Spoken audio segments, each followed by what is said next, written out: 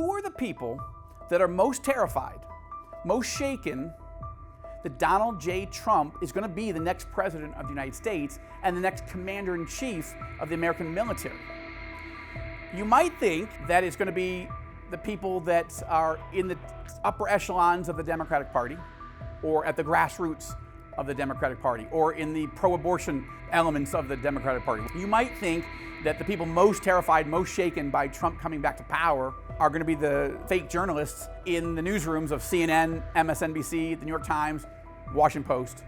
They're all horrified, believe me, and they are all shaking, that's true, and they're all going to have to do soul searching and finger pointing and all the things they're going to do to figure out how in the world could they lose to the man they called a Nazi, the man they called a fascist, the man they called, a threat to democracy. How did they lose to him and lose so big? That's an important question, but they are not the people most terrified. They're not the people in the world that are most shaken by Trump's victory. The people most terrified and most shaken are the people that are the worst terrorists, the most evil dictators on the planet. Supreme leader of Iran, Ali Khamenei, the Tsar of Russia, Vladimir Putin, and the communist president of communist China, Xi Jinping. These guys are terrified, and they are shaking. Why? Let's take them one by one. On this YouTube exclusive here from Jerusalem on the Rosenberg Report, such an interesting breaking news day, and I want to give you analysis, not of what happened in the elections, but what it means for the future. Okay, that's the critical question for me. Now, when we look at Iran, what do we see? We see the supreme leader of Iran, Ali Khamenei. He launched a 7-front war against Israel, America's #1 ally in the Middle East, right? He didn't do that when Trump was in power because he was scared of Trump, because Trump had ripped up the Iran nuclear deal. Trump had imposed the maximum pressure campaign on Iran, the economic sanctions that just about bankrupted the Iranian regime. They were down to their last $5 billion in foreign currency until President Biden and Vice President Harris came to power and gave them all of the freedom that they needed to make billions and billions, tens of billions of dollars in the oil markets, and really took off the pressure, the maximum pressure that Trump had imposed. So Khamenei realizes that he couldn't attack Israel during the Trump years. He did attack Israel from every direction during the Biden-Harris years, and now Trump is coming back. But it's more than that. Khamenei tried to kill Donald Trump. He actually sent assassins into the United States to assassinate Donald J. Trump because Khamenei hates Trump and fears Trump and wants to eliminate Trump. Now, not just Trump. Khamenei also wants to assassinate Mike Pompeo, who was the CIA director and the Secretary of State, who not only imposed that maximum pressure campaign on Iran, but also assassinated Iran's top terrorist, Qasem Soleimani, right? Khamenei has made a gamble, and the gamble is that Harris would win and that Harris would not be decisive in dealing with Iranian terrors. And she's a snowflake, and she's weak, and she's probably as weak or weaker than Biden, so Khamenei thought he was in the clear once Harris got the nomination and soared and surged in the polls ahead of Trump. But things have changed. Khamenei is shaking. He knows he also tried to assassinate Israeli Prime Minister Benjamin Netanyahu by having Hezbollah send a suicide drone to attack Netanyahu's home in Caesarea. The drone got there, hit the house. Fortunately, Netanyahu and his family weren't there, by God's grace. But Khamenei and the wicked Iranian regime have tried to kill both Donald Trump and Bibi Netanyahu. And now, Donald Trump and Bibi Netanyahu, who were very close political partners in the first term, they're going to be back. And Khamenei has to be worried sick about how to handle it. The American military can supply Israel. Israel could lead an attack and decapitate the Iranian regime, destroy the Iranian nuclear facilities, and take out Iran's oil refinery capacities also if Trump and Netanyahu decide that's the best way. But they may do it a different way. there may be a way to reapply an even more high-pressure campaign to get the Iranian regime to crumble and maybe even collapse. So that's what's going on inside Tehran right now. Let's talk about Russia. In Moscow, Vladimir Putin is worried. Vladimir Putin is a horrible thug. He is the godfather, a mafia boss who happens to run a failed and very sad state, a nation that's 11 time zones long and has nuclear weapons, but is failing. People don't even want to have babies in Russia because the economy is horrible. Life expectancy is going down. People aren't having children because why bring children into the darkness that Vladimir Putin has created in Russia? But Vladimir Putin feared and respected Donald Trump. That's why Putin didn't invade any countries during the Trump years. Think about that. When George W. Bush was president, Putin invaded the Republic of Georgia. When Barack Obama became president, Putin invaded Syria, he invaded Crimea, and the eastern portion of Ukraine. Putin didn't invade at all any country during the Trump years, but then when Biden and Harris came into power, he invaded Ukraine, all of Ukraine. And it's been a horrible, horrible war. The death toll has been horrible.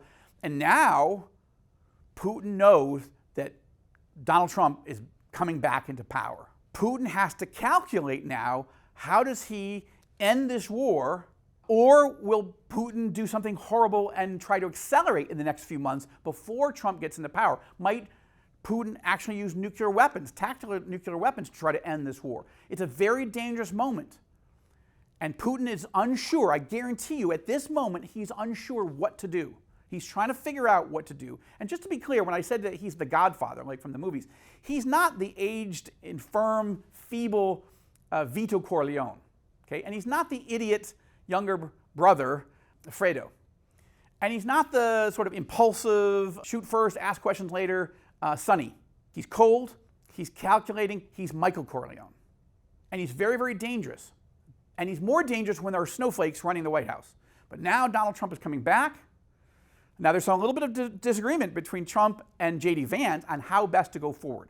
So I can't tell you exactly how Trump is going to proceed vis-a-vis Russia and Ukraine. Trump has told us that he will end the war, within days of taking power. And he even hinted that he might end the war between Russia and Ukraine before taking power. I can't tell you. I don't know exactly how Trump's going to proceed, but Putin doesn't either. And that's what has him worried. Then comes China. And I want to talk to you about China and Xi Jinping and a new novel that I've got coming out in March called The Beijing Betrayal. Here's an advanced copy of The Beijing Betrayal, which is this new novel, the last political thriller in my series about Marcus Riker, the former Marine, former Secret Service agent who ends up working for the Central Intelligence Agency. And for 6 books, Marcus Riker has been battling bad guys out in the field. And now in the last adventure in this series with Marcus Riker, The Beijing Betrayal, he is going to uncover a plot by the Communist Chinese in Beijing to attack and invade and occupy and capture the democratic island of Taiwan, the democratic nation of Taiwan, not in years from now, not in months, but in days, in hours.